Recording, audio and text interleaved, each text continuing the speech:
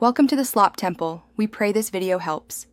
Start by measuring and marking the switch location on your panel. Center the mark and verify it fits operator reach and device layout. Drill a 12 mm hole with a step drill or properly sized bit.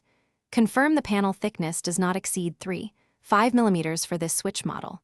Gather tools including a 3.0 mm drill pilot bit, screwdriver, pliers, and 22 AWG wire for connections.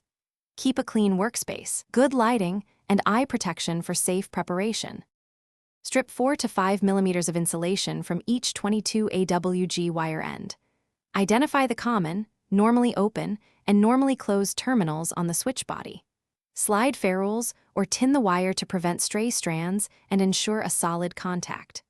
Thread the switch body through the 12 mm panel hole with the actuator facing outward.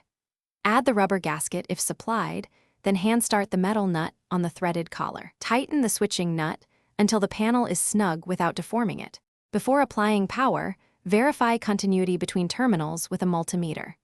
Press the actuator and observe the change between common and normally open terminals. Apply a small bead of silicone sealant around the gasket to achieve IP54 splash resistance if required.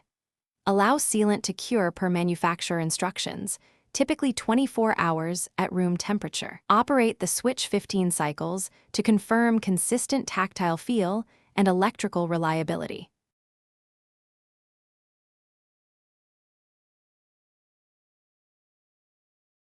Thanks for watching. Consider subscribing if we helped you.